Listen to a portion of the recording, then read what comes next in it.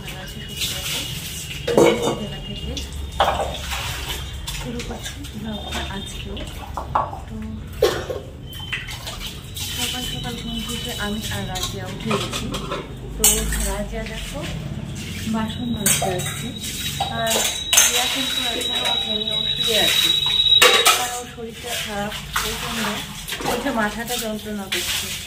তো কাল থেকে আরোই বেশি শরীরটা খারাপ। তো আমিও দেরি করে উঠলাম, এখন বাজে 7:30। তো উঠে শুধু এই যে বাইরে এসেছি, তারপরে দেখছি যে কাকুটা ওখানে পাম্পে জল লাগাচ্ছে। তো আমাকে বললো জল নেবে, তো আমি বললাম যে হ্যাঁ জল নিব। তো জল নিতে হবে, কিন্তু পাম্পের জল, ভালো জল, জলটা নেবো। তাড়াতাড়ি উঠলাম, বাসনটা মাজা হয়ে গেল। এখানে বসে আছি, সবজির দোকান আসছি নাকি, তাহলে সবজি নিতাম। সে তো 2টো কপি নিয়ে আসছিলাম, অনেক দিন হয়ে গেল, 4-5 দিন হয়ে গেল, সেটাই খাচ্ছি। তো যদি আজকে আসতো তাহলে কিছু নিতাম, কিংবা ছোটো মাছ, কিংবা কোনো কিছু আসেনি। তো দেখা যাক, আর একটু ওয়েট করবো। 7টার মধ্যেই কিন্তু চলে আসে, আজকে কিন্তু আসছে না। তো মনে হয় আজকে আসবে না, তো তবুও একটু দেখি। গুড মর্নিং আমার প্রিয় পরিবার। তো তোমরা সবাই কেমন আছো? আশা করি সবাই ভালো আছো, সুস্থ আছো। আর ঘুম থেকে উঠে আজকে শুরু করলাম ঘর থেকেই গুড মর্নিংটা। তো যেহেতু স্কুল আছে, স্কুল থাকলে কিন্তু সকাল সকাল উঠতে হয়, তাই প্রতিদিনের মতো সকাল সকাল উঠে গেলাম। আর স্কুল টাইমটা একটু বেশি চাপ হয়ে যায়, সকালে উঠে আবার সব কিছু কমপ্লিট করা, রান্না করা, ওদের টিফিন করা, এটাই।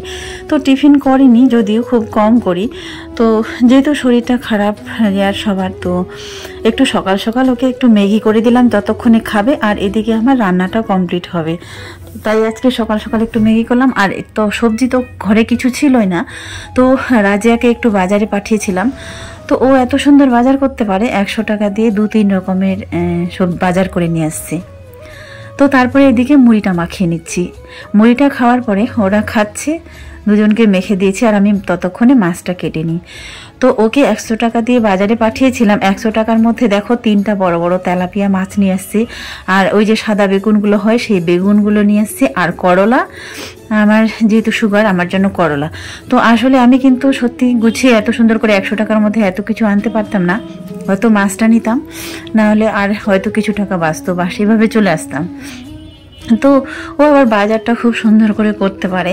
তো এর আগেও তোমরা ভ্লগে দেখেছো 100 টাকা দিয়ে কিংবা 100 টাকা দিয়ে বাজার ব্যাগ ভর্তি করে এনেছে। সেটা ছিল কেমন বলো তো? সেটা হয়তো স্কুলে যাচ্ছে, শেষের দিকে যাচ্ছে বাজারে, তো সেখান থেকে নিয়ে চলে আসছে। শরীরটা তো একেবারে ভালো নেই, তোমরা বুঝতেই পারছো, সেই জন্য শুয়েছিলাম, আসতে পারিনি ক্যামেরায়। তো রিয়াও শুয়েছিল, ওর প্রচণ্ড মাথা ব্যথা, ওর শুধু মাথা ব্যথা, আর খাচ্ছে না কিছু, শুধু মাথা যন্ত্রণা করছে বলছে। তো ওকে ডেকে দিলাম, ও হচ্ছে দোকানে গেল, তেল ছিল না, তেল আনতে গেছে, আর আমি এদিকে রান্নাটা বসিয়ে দিয়েছি। তো তেলটা একটু আছে, ওটাই হবে না। তো ততক্ষণে তেল আনবে, আর আমি রান্না বসাচ্ছি, এনে ও স্নানটা করবে। তো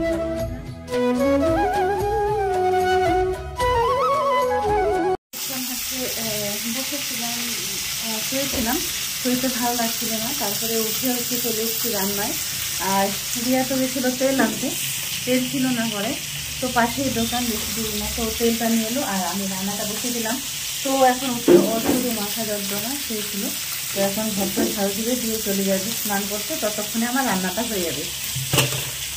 আর এসে তখন শুধু খাবো। আর রাজিয়া তো স্কুলে গেছে, তোমাকে দেখেছি অনেক আগেই। তো চলো এখন রান্নাটা করি।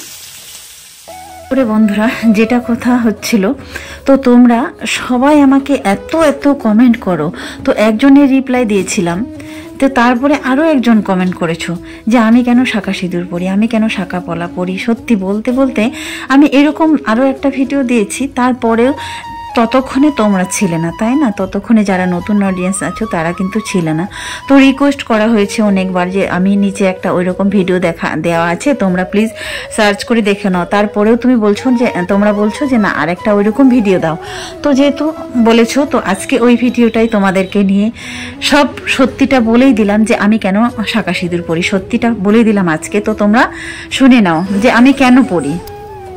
তো তারপরে দেখো, কথা বলতে বলতে এদিকে সাদা বেগুন আর আলু আর টমেটোগুলো একসঙ্গে আজকে দিয়েছিলাম। কেন বলো তো? প্রিয়ার ঘরে আমি এরকম দেখেছিলাম যে ও টমেটোগুলো কেটে একসঙ্গে দিয়ে তারপরে ধুয়ে নিল। তো আমি ভাবতাম কি টমেটোটা যদি আগে এখানে কেটে দিই তাহলে তো ধুয়ে নিলে মনে হয় সব কিছু বেরিয়ে যাবে টকটা। আসলে না, ও যে সকালবেলা একটা লুচি দিয়ে খাওয়ার জন্য একটা ফুলকপি দিয়ে টমেটো দিয়ে তরকারি করেছিল, ও সত্যি এখনও স্বাদ যেন মুখে লেগে আছে। তো কুচি করে টমেটোটাও কেটে নিয়েছিল আর কপি সব কিছু একসঙ্গে কেটে আবার জলে দেখলাম ধুয়ে নিল। তো সেইভাবে আমিও এখন থেকে করছি। তো রান্নাবান্না সব কিছু কমপ্লিট। তো চলো এবার খেয়ে নিই, তারপরে বন্ধুরা তোমাদেরকে দেখানো হয়নি। তো বন্ধুরা অনেকক্ষণ পর আসলাম আজকে। তুমি তো সবাই জানো যে ঘরে সবার শরীর খারাপ, তো সেই কারণে আর যেহেতু সন্ধ্যাবেলা কিছু করিও নি, ঘরেই বসেছিলাম, শুয়ে বসেই ছিলাম, পড়াতেও যায়নি, কিছুই করিনি।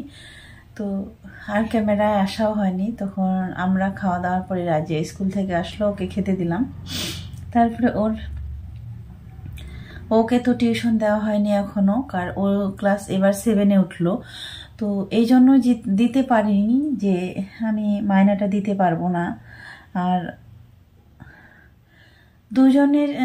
দুজনে টিউশন ফিটা দিতে আমার খুব একটা হিমশিম খেয়ে যাচ্ছি বলে দিতে পারিনি। কিন্তু টিউশন যদি এখন থেকে না দেয় তাহলে ভবিষ্যতে ওর রেজাল্টটা খারাপ হবে, এটা স্বাভাবিক হবে। কিন্তু দিতেও পারছি না পয়সার অভাবে, আজ পর্যন্ত নিজে থেকেই পড়ে। তো সেটা নিয়েও খুব একটা মনটা ভালো ছিল না, খারাপ। এইগুলো ভাবতে ভাবতে অনেক কিছু। তো তারপরে এখন খাওয়া দাওয়া করলাম, দুপুরে যা ছিল তাই। সকালে তো রান্না করিনি, রাজিয়া তো মুড়ি খেয়ে গেছিল, সকালে যেটা ছিল সেটাই খেলাম। খেয়ে দিয়ে তারপরে এই মাত্র ক্যামেরায় আসলাম। তো রিয়াকে টিউশনে দিয়েছিলাম এবছর, মানে 3 মাস না 4 মাসের দিকে, যাই হোক ওই জুন জুলাইয়ের দিকে দিয়েছিলাম টিউশন। ওকেও প্রথমে দিতে পারিনি, এই ক্লাসে এসে এবারে দিলাম। কারণ স্কুলের বেতন দিতে আর টিউশনের বেতন দিতে তোমরা তো জানোই আমার চ্যানেল থেকে ইনকাম হয়নি, আর কতটুকুই বা ভিউজ হয় এটা দিয়ে আমি কিছু করতে পারবো। তো সেটাও তো না, সবটাই নির্ভর করতো টিউশনের উপরে, এটার উপরে নির্ভর করতো আমার। এবার ঘর ভাড়া, খাওয়া দাওয়া সব কিছু তো একটা টিউশনের উপর নির্ভর। শহরে থাকা খাওয়াটা সেটা তোমরা পুরোটাই জানো, এটা কখনোই সম্ভব হয় না। যদি চ্যানেল থেকে যদি ইনকাম করতে পারতাম, প্রতি মাসে মাসে যদি হতো, তাহলে একটা হয়তো সাহস হতো যে ছোটটাকেও টিউশন দিব, দুজনের খুব ভালোভাবে চলে যাবে। কিন্তু সেটাও তো না। তারপরে হচ্ছে মেন যেটা কথা, তোমরা সবাই বলো যে এর আগে 2টা ভিডিও দিয়েছি, কোচবিহার থেকে আসার পরে, প্রিয়াদের বাড়ি থেকে আসার পরে একটা ভিডিও দিয়েছি, যে তোমরা বারবার বলো তুমি যদি মুসলিম হয়ে থাকো তাহলে কেন শাখা পলা পড়ো। তো এরকম শাখা সিঁদুর পড়ো, শাখা পলা পড়ো, বিভিন্ন রকমের এরকম প্রশ্ন। তো তোমাদেরকে সেটা বলতে চাই, দেখো অনেকবার বলেছি, রিপ্লাই দিয়েছি যে ওটা শাখা না, ওটা ওরকমই চুড়ি। তো ওটা সাধারণ একটা প্লাস্টিকের চুড়ি, যেমন এটা এখন লালটা পরে আছি, লালটা খুলে রেখে দিয়েছি। ঘরেও আমি একটা করে পরি, কারণ আমার বেশি চুড়ি পরা আমার পছন্দ না, কখনো পছন্দ করি না, 1টা থেকে 2টা পরি। তো ওই সঙ্গে লালটাও এমনিতেই পরতাম আর কি, একটু এর সঙ্গে লালটা থাকে একটু সৌন্দর্যের জন্য, 2টা একসঙ্গে পরলে ফুটবে বেশি। তাছাড়া এটা প্লাস্টিকই, তো সেই কারণে পরা হতো যদি কোথাও যাই। আর আগে ঘরেও পরতাম, আর এখন যেহেতু বেশি চুড়ি আমার পছন্দ না, তো 2টা পরতাম। তো সেই জন্য এখন আর 2টাও ভালো লাগে না, 1টা করে পরি। কোথাও যদি যাই তাহলে ওই 2টো করে পরি, না হলে 1টা করেই পরি। তো দেখো একটা প্লাস্টিকের চুড়ি দিয়ে কখনো কি প্রমাণ হয়ে যায় যে আমি হিন্দু না মুসলিম? যারা দেখো বা আমাদের ভারতবর্ষের বাইরে থাকে, যেমন প্রবাসী ঘরকন্যাটা, ও হয়তো সিঁদুর পরে, আমি ওরকম খুব একটা লক্ষ্য করি না, ওর ভিডিওগুলো দেখি, কিন্তু দেখবে শাখাও পড়েনি কখনো, তাই বলে কি ও মুসলিম হয়ে গেছে? আর কেউ হয়তো শাখা পড়েনি, কেউ আবার যারা বিদেশে থাকে তারা সিঁদুরটাও পরে না কখনো, তাই বলে কি তারা কি মুসলিম হয়ে গেছে? হয়নি। আর একটা অনেকেই আছে, অনেকেরই আমি দেখেছি যারা বাইরে বাইরে থাকে, একটু মডার্ন, তো তারা কখনোই পড়ে না, 1টা করে হয়তো পড়ে আর পড়েই না। তো যাই হোক, লোকের কথা, যার যেটা ভালো লাগে, তাদের পার্সোনাল ব্যাপার। তো অনেকবার বলেছি, তো আজকেও বললাম যে আমি তাহলে আমি যে সাগাপলা পরি আপনি কি হিন্দু?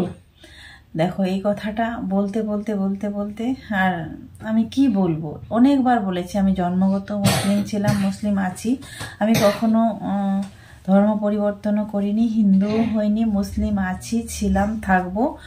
তো সব সময় ওই আরেকটা ভিডিওতে বলেছি, এর আগে আমি 2টা চ্যানেলে ইন্টারভিউ দিয়েছিলাম, সেখানেও আমি বলেছি যে আমি মুসলিম, জন্মগত মুসলিম, তারপরে মুসলিম আছি, মুসলিম থাকবো ইনশাল্লাহ। যেহেতু 2টো বাচ্চার জন্য আমার জীবনের স্টার্টিং পয়েন্ট থেকেই যুদ্ধ চলছে, তো কখনো আমি হার মানিনি। আর জানি না আর ভবিষ্যতে কি হবে, কি হতে চলেছে। আমি জানি তোমরা আমাকে সবাই সাপোর্ট করবে, সবাই আমার সঙ্গে আছো, সবাই আমাকে ভালোবাসো। কেউ হয়তো টাকা পয়সা দিয়ে হেল্প করতে পারবে না, তো আমি এটাই বলবো আমার পাশে থেকো সব সময়। যে যারা টাকা পয়সা দিয়ে হেল্প না করতে পারো, অন্তত আমার ভিডিওটা দেখে যাও, ওয়াচটা করে যাও, পুরো ভিডিওটা দেখে যাবে, তাতেই আমার অনেকটা উপকার হবে। তাহলেই হয়তো আমার বাচ্চা দুটার ভবিষ্যতে জীবনের দিকে তাকিয়ে আমি এগিয়ে যেতে পারবো, হয়তো ওদের লাইফে কিছু একটা করে দিতে পারবো।